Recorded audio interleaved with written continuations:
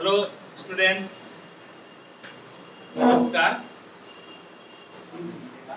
आज हम लोग क्लास 12 के मैथ में एरिया पढ़ेंगे। पिछले क्लास में मैं आपको एरिया में यूज होने वाला कुछ बेसिक टर्म्स को डिफाइन किया था, जैसे straight line, circle, parabola, ellipse, hyperbola. सबका मैं इक्वेशन आपको लिखकर दिखाया था, सबका कर्व ट्रेसिंग में आपको बताया था। आज हम लोग उस फॉर्मूला को जिससे एरिया मिलेगा उसको हम लोग लिखते हैं। तो आइए,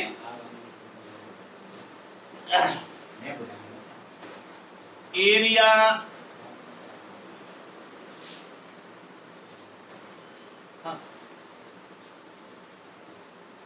एरिया निकालना हम लोगों को। क्या निकालना है? एरिया। किसका निकालना है?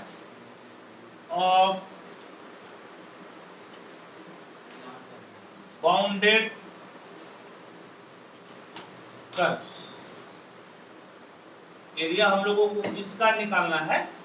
तो बाउंडेड कर्व्स का एरिया हम लोगों को निकालना है। समझे?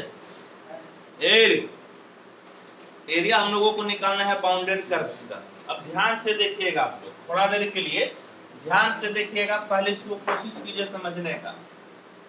अभी जो मैं बता रहा हूं इस कंसेप्ट को समझने का कोशिश कीजिए। बोल रहे तो इधर देखो, यहाँ देखो। अब उधर तुमको क्या जरूरत पड़ गया? तो बोल रहे चुप रहो। तो देखिए क्या है, ये आपका एक कर्व है। ये कर्व है y बराबर fx। समझ गए? ये आपका एक कर्व है और ये नीचे वाला आपका x एक्सिस है। समझे? ऊपर एक कर्व है, नीचे आपका x एक्सिस है। और क्या कीजिए, तो ये दो आपका लाइन है। इस लाइन की इक्वेशन है x बराबर a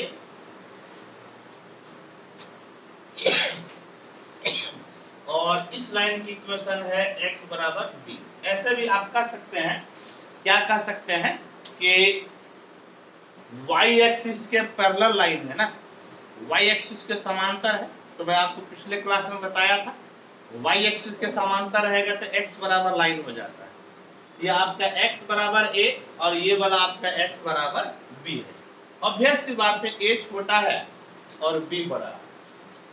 a आपका छोटा है और b आपका बड़ा है।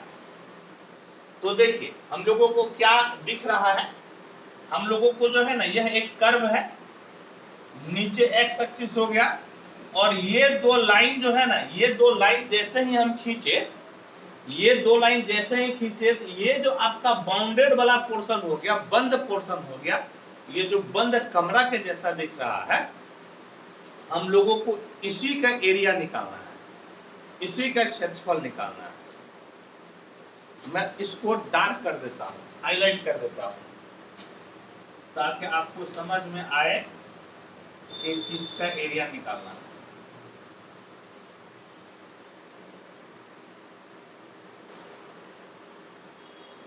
ये जिस पोर्शन को मैं डार्क कर रहा हूं,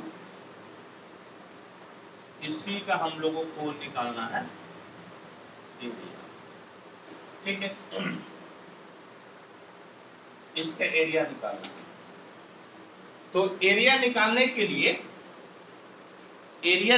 के लिए आपको क्या करना है, क्या तरीका है, तो आप ध्यान से देखिएगा। समझ गए? पहले इसको समझिए, फिर आपको क्वेश्चन बनाने में कोई दिक्कत, कोई परेशानी नहीं होगी। क्या कीजिए कि इस प्रकार से एक स्ट्रिप ले लीजिए। इस प्रकार से एक आप क्या कीजिए, तो स्ट्रिप ले लीजिए। इसको वर्टिकल स्ट्रिप कहते हैं। क्या कहते हैं इसको? इसको कहते हैं वर्टिकल स्ट्रिप। वर्टिकल स्ट्रिप इसीलिए क्योंकि इस तरह से खड़ा है ना, इस तरह से खड़ा है, इसलिए आपका ये हो गया vertical strip.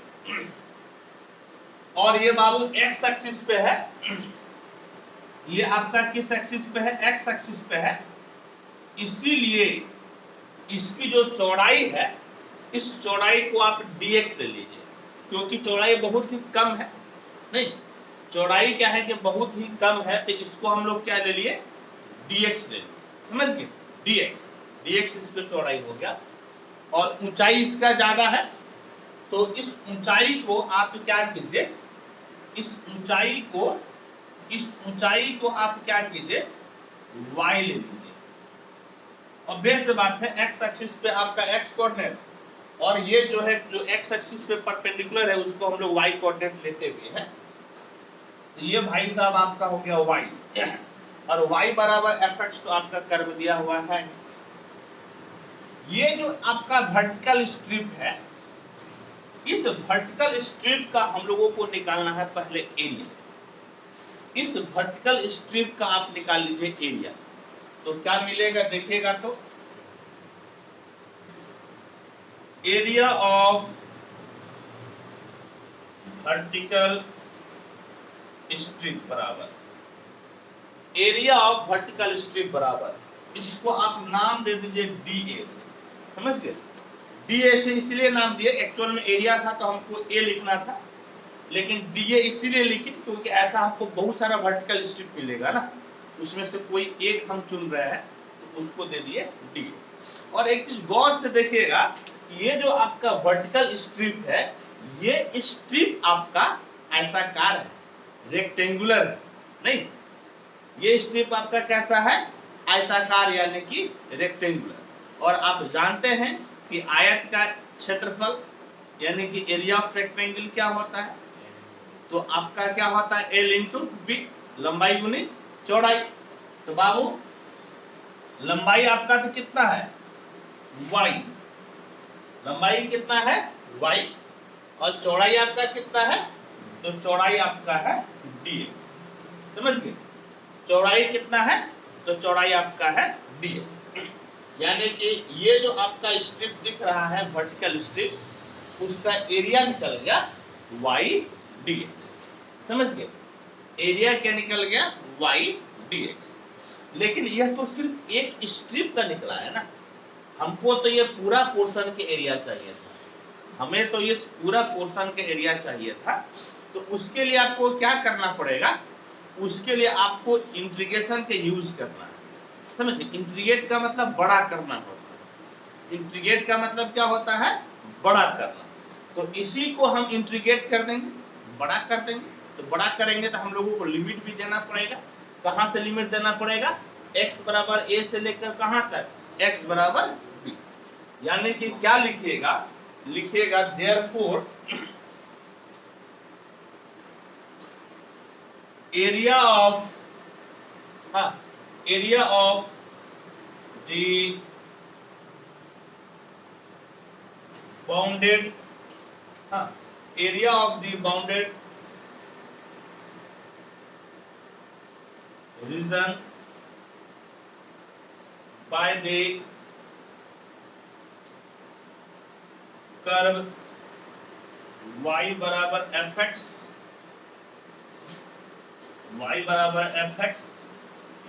x axis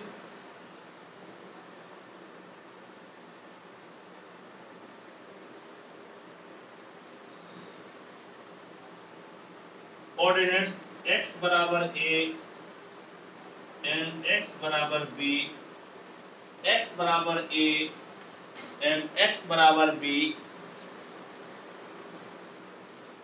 equal to, क्या लिखे हम? Therefore area of the bounded reason by the curve y बराबर fx, y बराबर fx से कर्व बाउंडेड हुआ है, x एक्सिस से हुआ है, समझ गए? ये कर्व को इस पूरे जो आपका बाउंडेड रीजन है, इसको बनाने में आपका क्या क्या यूज हुआ है? ध्यान से देखिएगा। एक तो ये वाला कर्व यूज हुआ है, नहीं, ये वाला कर्व आपका यूज हुआ है, ये वाला आपका x एक्सिस यूज हुआ है, समझ गए? और एक लाइन यूज हुआ है x बराबर a और एक लाइन यूज हुआ है x बराबर b।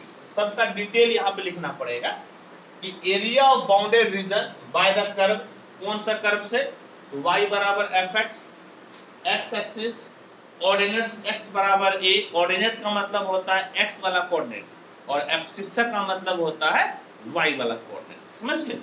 ऑर्डिनेट का मतलब x वाला कोऑर्डिनेट और एब्सिस का मतलब y वाला कोऑर्डिनेट। x बराबर a, x बराबर b is given by, अब नीचे नहीं आतेगा, मैं ऊपर लिख देता हूं, is given by a equal to integration आपको करना है। आपको बोले थे ना इंटीग्रेट कीजिए, नहीं किसी को बड़ा कीजिए। इंटीग्रेट किसको करना है? तो dA, समझ गए? इंटीग्रेट किसको करना है? dA को, समझ गए? बोलो ना, सब करेंगे। इंटीग्रेट किसको करना है? dA को, ठीक है? dA को इंटीग्रेट करो और कहां से कहां तक करना है? x बराबर a से लेकर कहां तक? x बराबर b तक, यानी कि x बराबर a से लेकर x बराबर कहां तक करना है? b तक। कहने का मतलब है x बराबर a, x बराबर b और dA को क्या लिख सकते हैं हम लोग? dA को लिख सकते हैं y dx। समझ गए? dA को क्या लिख सकते हैं हम लोग? y dx। या इसी को हम लोग ऐसे भी लिख सकते हैं। कैसे लिख सकते हैं? तो x बराबर a तो x बराबर b, y आपका क्या है? तो y बराबर आपका क्या है? fx है। तो y की जगह आप क्या लिख सकते हैं? y की जगह fx और यहाँ पर कितना हो गया? dx। समझ गए? fx dx। और यहीं से हम लोगों को, समझ गए, यहीं से हम लोगों को एरिया मिल जाएगा। ठीक है? अब कितना आसान हो गया, देखिए क्या आसान हो गया कि कोई फंक्शन fx है, उसको आप इंटीग्रेट कर दीजिए किसके रेस्पेक्ट में? x के रेस्पेक्ट में, और x एक्सिस पे जो आपका कोऑर्डिनेट है उसमें से आप बाएं वाले को ले लीजिए लोअर लिमिट और दाएं साइड वाले को आप ले लीजिए अपर लिमिट। ठीक है? और आराम से हम लोग एरिया को निकाल सकते हैं। देयर इज नो दिक्कत, कोई परेशानी नहीं होगी। समझ गए? कोई परेशानी नहीं। तो मैं तो कहूंगा कि पहले आप इसको नोट कीजिए, फिर कुछ और भी क्या क्या इसमें चीजें हो सकता है मैं आपको बताऊंगा। फटाफट आप इसको नोट कीजिए तेजी से। आप लोग को हालांकि मेरे साथ लिखते भी जाना था, आप लोग को एकदम बिल्कुल से शांत नहीं बैठना है।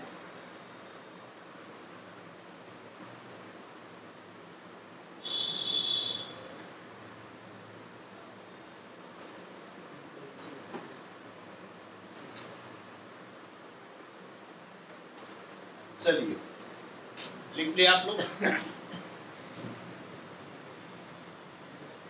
अब देखिए तो इसमें क्या क्या हो सकता है कंडीशंस।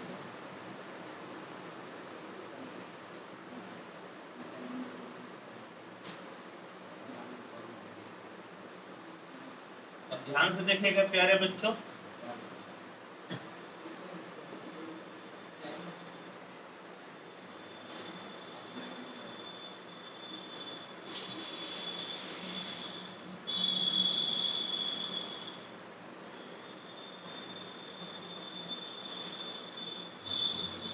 अब देखिए ध्यान से, आप देखिए रिमार्क्स।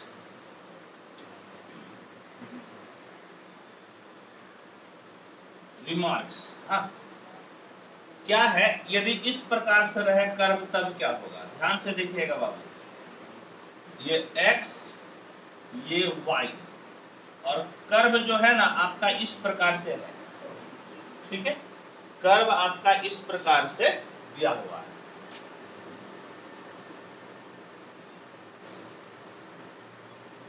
ये जो कर्व है मान लीजिए कि x बराबर gy, समझे? x बराबर क्या है?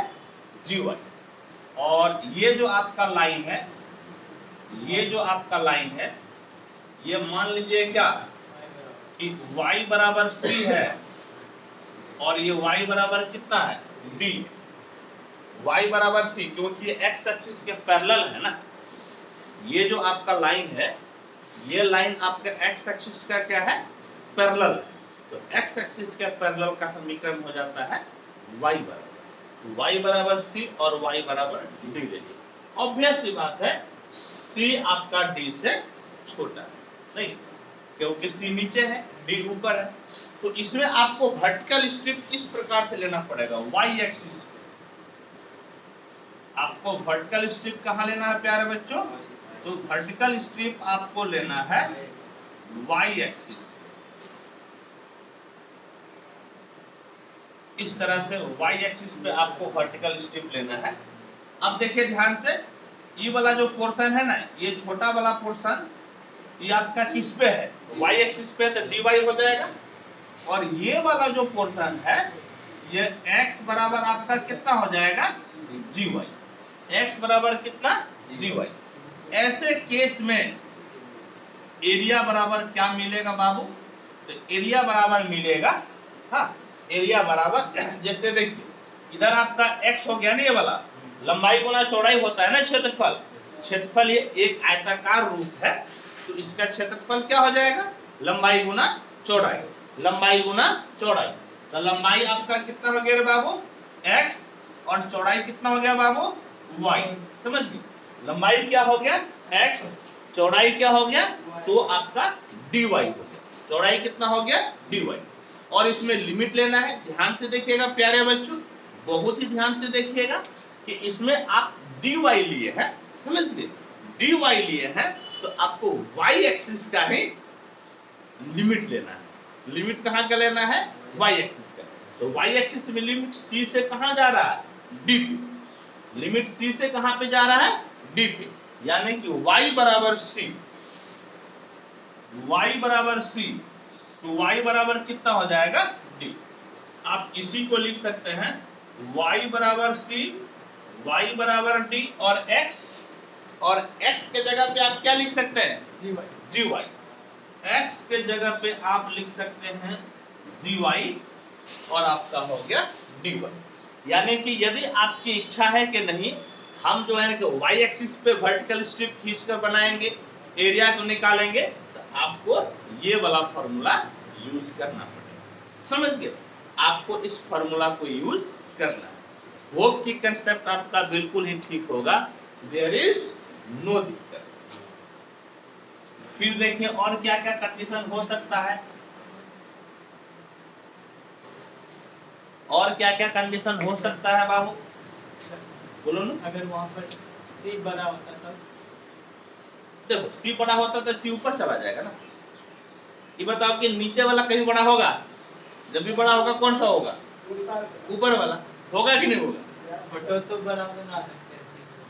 ये ऐसे लंबा दोनों सी का मतलब ई वाला दूरी में सी कहलाता है, वाई एक्सिस का ना दूरी हुआ, ये ई दूरी हुआ, ई लाइन सी नहीं ना हुआ जी, ये दूरी सी हुआ और यहां से लेकर यहां तक डी हुआ, समझे बात को। अब देखिए रिमार्क्स, फिर एक रिमार्क्स देखिए आप क्या है,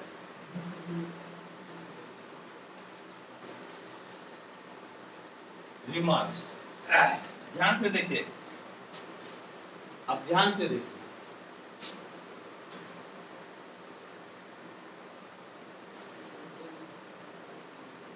x y dash y x dash ये 0।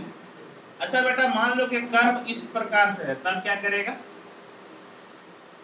कर्व इस प्रकार से दिया हुआ है और ये आपका कर्व है y बराबर कितना fx, y बराबर कितना है fx, समझ गए, और ये जो है कि दो लाइन है, ये भाई साहब लाइन है x बराबर a और ये लाइन है x बराबर कितना b, x बराबर a x बराबर b, तो ये जो है ना इस पोर्शन का एरिया निकालना है, ये जो बाउंडेड रीजन है यहां पर यदि मैं डार्क कर दूं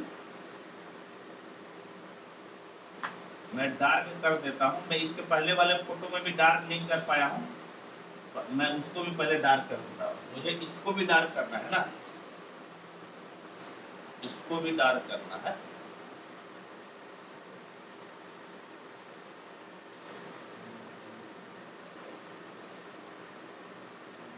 ठीक है, अब देखो बाबू, तो हम लोगों को इसका एरिया निकालना है। एक वर्टिकल स्ट्रिप खींचो, ध्यान से देखो बाबू, एक वर्टिकल स्ट्रिप खींचे ना, ठीक है, एक वर्टिकल स्ट्रिप खींचे। ये वाला एक्स एक्सिस पे है तो क्या हो जाएगा, बोलो dx। एक्स एक्सिस पे है तो क्या हो जाएगा dx।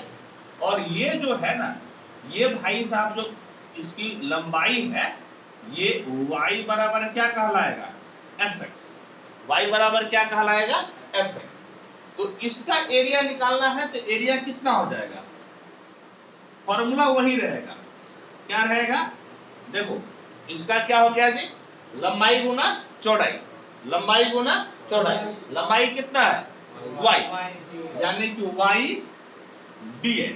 और लिमिट बताओ क्या रहेगा, लिमिट x बराबर a से x बराबर क्या रहेगा b। x बराबर a से x बराबर b, इसी को y के जगह पे हम लोग क्या लिख सकते हैं, fx।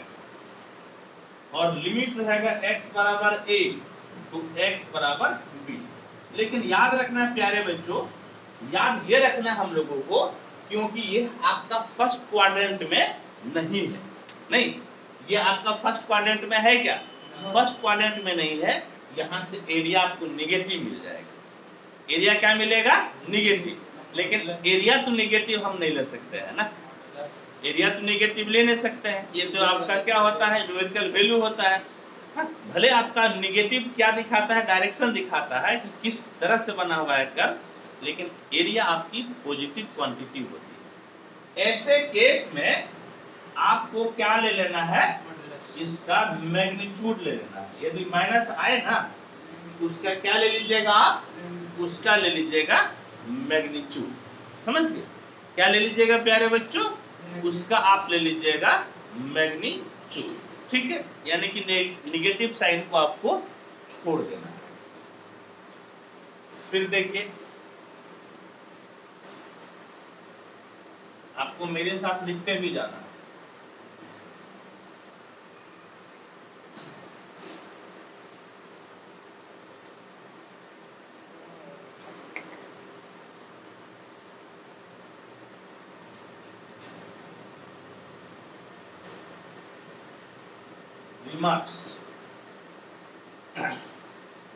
रिमार्क्स देखिए, एक और क्या कंडीशन हो सकता है,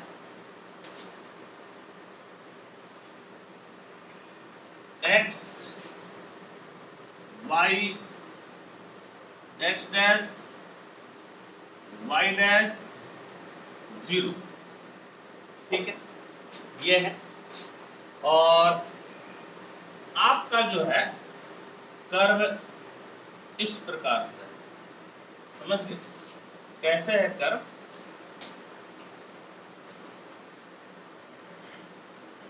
इस प्रकार से आपका कोई एक कर्व, समझे, इस प्रकार से आपका कोई एक कर्व, ठीक, इस प्रकार से आपका एक कर्व दिया हुआ है। और एक लाइन ये है, ये लाइन है x बराबर a, और एक लाइन ये है, ये है x बराबर b।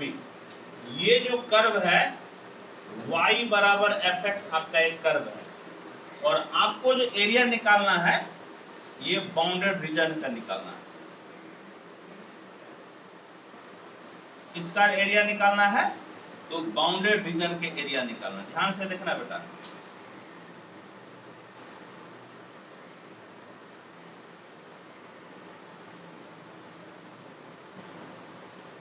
इस तरह से जो है हम लोगों को बाउंडेड रीजन का क्या निकालना है, एरिया निकालना है। ठीक है, ऑब्वियस सी बात है कि नीचे वाला जो पोर्शन है ये नेगेटिव आएगा, ऊपर वाला पोर्शन क्या आएगा, पॉजिटिव। मान लो क्या कि ये जो नीचे वाला है, इसका एरिया A1 है, समझ गए बेटा, एरिया क्या है A1 और इसका एरिया क्या है, इसका एरिया है A2। नीचे वाले के एरिया क्या है A1, ऊपर वाले के एरिया क्या है A2, लेकिन कंप्लीट एरिया आपका A के बराबर हम लोग ले लेते हैं। रिक्वायर्ड एरिया कैसे मिलेगा, तो देखिए रिक्वायर्ड एरिया आपको क्या मिलेगा, रिक्वायर्ड एरिया को यदि आप A मानते हैं तो A1 और A2 का आपको क्या करना पड़ेगा, जोड़ना पड़ेगा। समझ गए, A1 और A2 को क्या करना पड़ेगा, जोड़ना पड़ेगा। लेकिन A1 तो आपका निगेटिव हो जाएगा ना, A1 नीचे न है, A1 आपका निगेटिव हो जाएगा और इसीलिए यहां पर आपको क्या लगा देना है, मैग्नीट्यूड। क्या ले लीजिएगा इसका, तो आपको इसका ले लेना है मैग्नीट्यूड। और यही कंसेप्ट मैं आपको समझाना चाह रहा था। ऐसा नहीं कि हमेशा इसी तरह से बनेगा, किसी भी प्रकार से फोटो आपका बनता हो, किसी भी प्रकार से कर्व आपका ट्रेस होता हो, प्यारे बच्चों कंसेप्ट यही लगेगा। समझ गए, कंसेप्ट यही लगेगा। इसलिए होप कि अब आपको कोई दिक्कत परेशानी नहीं होनी चाहिए, कोई समस्या आपको नहीं होनी चाहिए। आप इसको फटाफट नोट कीजिए, आप तेजी से नोट कीजिए। और देखो कितना सवाल है एनसीईआरटी के एग्जाम्पल में, देखो तो, देखो जी 13 छोड़ दिया है एग्जाम्पल। अरे एग्जाम्पल ये पूछ रहे हैं, एग्जाम्पल 5 है ना, हाँ 5 है तो एक दिन में खत्म ना करेंगे, कितना दिन में खत्म करेंगे, एक ही दिन में ना खत्म करेंगे। दोनों को क्लास है अभी, है लेकिन जाएंगे सर, भेंट जाएंगे सब्जेक्ट करना जरूरी है। कोई जरूरी नहीं, हम करो दसवां कैसे तुमको तो फटाफट जो है इसको नोट करो। ऐसा करते हैं, आज फॉर्मूला डेराइव कर दिया ना, तो कल जो है कि पांचों एग्जाम्पल को बता देंगे, ठीक है, कल खत्म कर देंगे। चलो बेटा नोट कर लो, ठीक है बाबू। तो आज फॉर्मूला डेराइव हो गया। आपको फिर अगले क्लास में एनसीईआरटी का जो एग्जाम्पल 5 एग्जाम्पल है, मैं कोशिश करूंगा कि एक ही सेशन में उसको समाप्त कर दें, ठीक। चलिए, थैंक यू।